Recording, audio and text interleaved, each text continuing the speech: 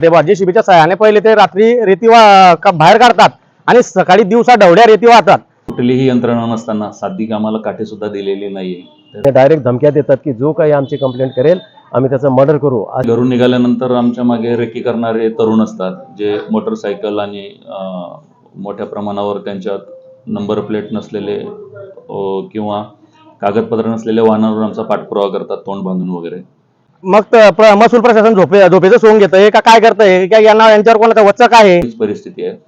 तर कारवाई करत असताना स्वतःचा जीव वाचवणं आणि स्वतःला सुरक्षित ठेवणं हे सुद्धा महत्त्वाचं आहे। बरं, आमदार साहेबांनी सुद्धा अधिवेशनात हा विषय घेतलेला आहे। तर ज्या ठिकाणी कारवाई करायला जायचंय त्या ठिकाणी गुप्तपणे जाताना अशा अडचणी आल्यामुळे तिथून पळवापळव सुरू होऊन जाते, लोकेशन लीक केलं जातं। इथं अगोदर प्रशांत पगारे होता सर्कल, तो एवढा मतलब या वाळू माफियांचा फॅन होता की तो वाळू माफियांना फोन करून सांगत होता की या माणसाने आम्हाला फोन केलेला आहे, याचा तुम्ही काटा काढा किंवा त्याला बघून घ्या, याचा आमचा जो रेकॉर्डिंग सुद्धा आहे। तरी आणि काही ठिकाणी आपण आता पाहत असाल की आपणही बऱ्याच ठिकाणी बातम्या लावलेल्या आहेत, तर आमच्या कर्मचाऱ्यांवर हल्ले देखील झालेले आहेत। आणि महाराष्ट्रभर जर आपण पाहिलं तर वाळू क्षेत्रामध्ये मोठ्या प्रमाणात गुन्हेगारी झालेली आहे।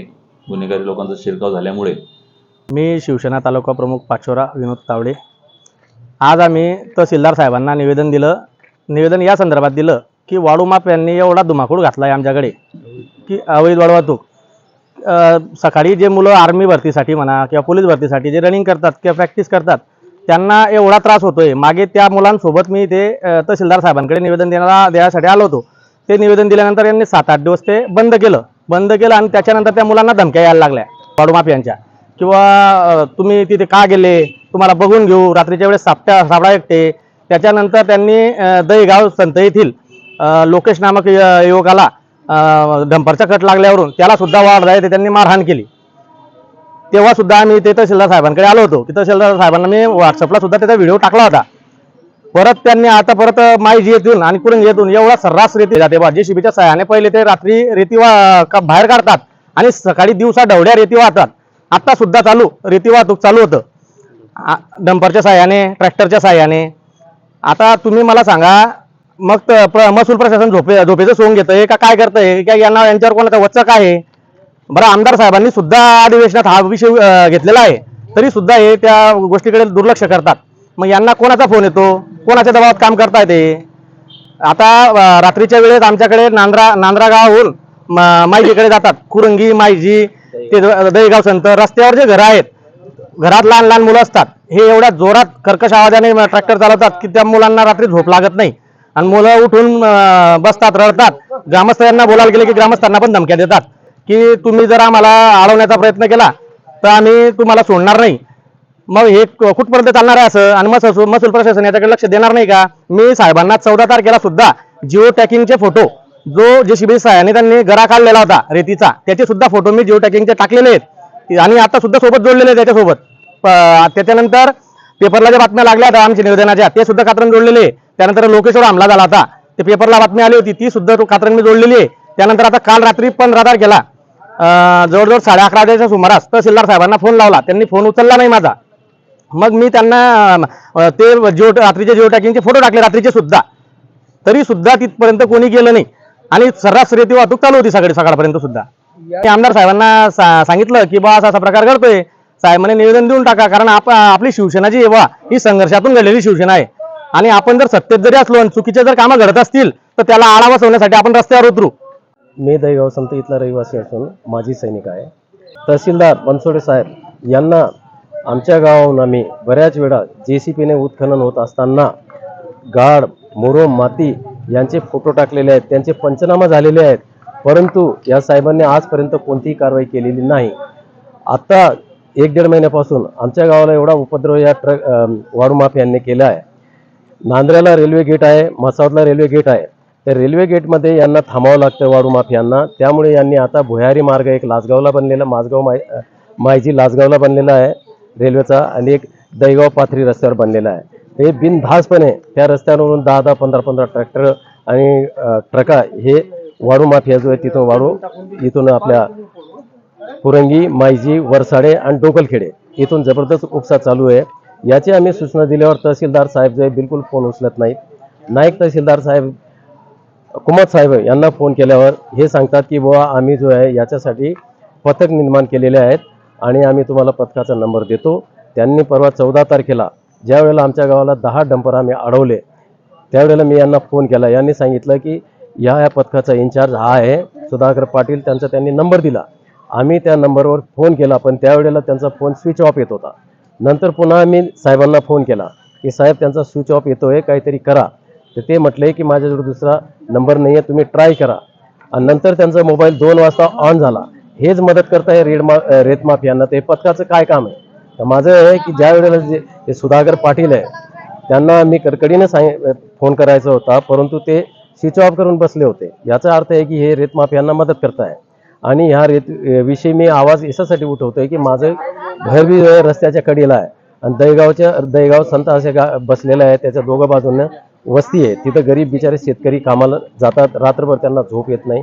मुलं जसे भाऊंनी सांगितले काही UPC काही पोलीस भरतीसाठी प्रयत्न करतात, त्यांनाही सकाळी उठून रनिंग करणं किंवा व्यायाम करणं अतिशय दुभर झालेलं आहे. आणि डायरेक्ट धमक्या देतात की जो काही आमची कंप्लेंट करेल आम्ही त्याचं मर्डर करू. असे माझ्यावर 2दा हल्ला माझ्या गावातही झालेले आहे. याची मी तक्रार पोलीस स्टेशनलाही दिलेली आहे वेळोवेळी आणि तहसीलदार साहेबांनाही भेटून दिलेली आहे. पण हे फक्त हे पाहत आहे की याचा मर्डर केव्हा होईल. मी करणार. मी मागे आंदोलनाचाही यांना इशारा दिलेला होता. यांनी मला सांगितलं होतं की तुम्ही 26 जानेवारीला आंदोलन करू नका. तुमच्या जे काही निवेदनात तुम्ही म्हटलेलं आहे त्याची आम्ही संपूर्ण चौकशी करून त्याच्यावर जो आहे योग्य ती कारवाई करून. इथं अगोदर प्रशांत पगारे होता सर्कल, तो एवढा मतलब या वाळू माफियांचा फॅन होता की तो वाळू माफियांना फोन करून सांगत होता की या माणसाने आम्हाला फोन केलेला आहे, याचा तुम्ही काटा काढा किंवा त्याला बघून घ्या. याचा आमचा जो रेकॉर्डिंग सुद्धा आहे. तरी पण हे आम्ही SDM साहेबांनाही सांगितलं. SDM साहेबांना मी बऱ्याच वेळा भेटलेलो आहे, आहिरे साहेबांना, पण हे पण काही हे वाळू माफियांबद्दल कोणताही पाऊल उचलत नाही. तक्रारी नागरिकांच्या पदाधिकाऱ्यांच्या या दैनंदिन याच्यामध्ये प्राप्त होतच असतात, परंतु प्रशासनाचं देखील कामकाज या ठिकाणी अव्याहतपणे चालू आहे. परंतु या ठिकाणी सांगायला आवडेल की आमच्या विविध कामांपैकी वाळू हा एक विषय आहे.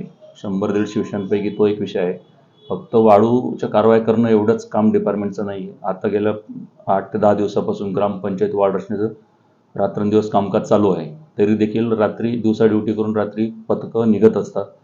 आणि गेल्या वर्षभरामध्ये 60 ते 62 कारवाया आपण केलेल्या आहेत आणि त्यामध्ये जवळपास 1,39,40,000 पर्यंत आपण दंडाची त्या ठिकाणी ही केलेली आहे. त्यापैकी 68 लाख रुपये दंड आपला वसूल देखील झालेला आहे. 39 लाख रुपये पेंडिंग आहे. जे वाहनं आपल्याला दिसतील, आपल्या लक्षात येईल की तहसील आवारामध्ये घुसताना देखील आपल्याला अडचण येतात. एवढे वाहनं आपण त्या ठिकाणी लावलेले आहेत. कारवाया चालूच आहेत. परंतु तालुक्याचं क्षेत्रफळ मोठं असल्यामुळे कोणत्या ना कोणत्या भागामध्ये आपलं गौणखनिज चोरी ही चालूच आहे. हे तेवढंच खरं आहे. परंतु डिसेंबर महिन्यामध्ये माननीय जिल्हाधिकारी महोदयांनी RTO विभाग, पोलीस विभाग व महसूल विभाग यांची जॉईंट बैठक घेतलेली होती. त्या ठिकाणी त्यांना सर्वांना कारवाईचे आदेश देखील दिलेले आहेत. तर तिन्ही डिपार्टमेंटने जर काम केलं तर हा प्रश्न त्या ठिकाणी मार्गास निघेल. आणि त्याचप्रमाणे जवळपास 8 ते 10 ठिकाणी शासकीय ठेकेसुद्धा चालू आहेत. त्यामुळे तिथून देखील ही वाहतूक चालू आहे. त्यामुळे ती चोरटीच वाहतूक असेल असं म्हणता येत नाही. आणि जिथं चोरटी वाहतूक चालू आहे त्या ठिकाणी कारवाई आमच्या मोठ्या प्रमाणावर चालू आहेत आणि चालूच राहतील. ते आमचं दैनंदिन कामकाजच आहे. अडचणीचा विषय असा आहे की एकतर आमच्याकडे जो मॅनपॉवर आहे त्यापैकी निम्मे 50% लेडीज आहेत, उरलेले 50% जेंट्स आहेत. आणि ज्या शासकीय वाहनावर आम्ही कारवाईसाठी निघतो त्या आमचा शासकीय ड्रायव्हर नाही आहे. त्यामुळे आम्हाला इकडून तिकडून ड्रायव्हर वर्ग करून किंवा काही आमचे कर्मचारी स्वतः चालवतात. त्याच पद्धतीने घरून निघाल्यानंतर आमच्या मागे रेकी करणारे तरुण असतात, जे मोटरसायकल आणि मोठ्या प्रमाणावर त्यांच्यात नंबर प्लेट नसलेले किंवा कागदपत्र नसलेल्या वाहनावर आमचा पाठपुरावा करतात, तोंड बांधून वगैरे. तर ज्या ठिकाणी कारवाई करायला जायचं आहे त्या ठिकाणी गुप्तपणे जाताना अशा अडचणी आल्यामुळे तिथून पळवापळव सुरू होऊन जाते. लोकेशन लीक केलं जातं. आणि काही ठिकाणी आपण आता पाहत असाल की आपणही बऱ्याच ठिकाणी बातम्या लावलेल्या आहेत. तर आमच्या कर्मचाऱ्यांवर हल्ले देखील झालेले आहेत. तर त्या संदर्भात पोलीस विभागात आम्ही गुन्हे दाखल केलेले आहेत. काही लोकांना अटक झाली आहे, काही अजून व्हायची बाकी आहेत. जिल्हाभर हीच परिस्थिती आहे. तर कारवाई करत असताना स्वतःचा जीव वाचवणं आणि स्वतःला सुरक्षित ठेवणं हे सुद्धा महत्त्वाचं आहे. आणि महाराष्ट्रभर जर आपण पाहिलं तर वाळू क्षेत्रामध्ये मोठ्या प्रमाणात गुन्हेगारी झालेली आहे. गुन्हेगारी लोकांचा शिरकाव झाल्यामुळे आणि आमच्याकडे कुठलीही यंत्रणा नसताना साधी कामाला काठीसुद्धा दिलेली नाही आहे. तर अशा परिस्थितीमध्ये नक्कीच आम्हाला अडचणी येतात आणि त्यामुळे त्याचा परिणाम हा कारवाईवर होताना दिसून येतो.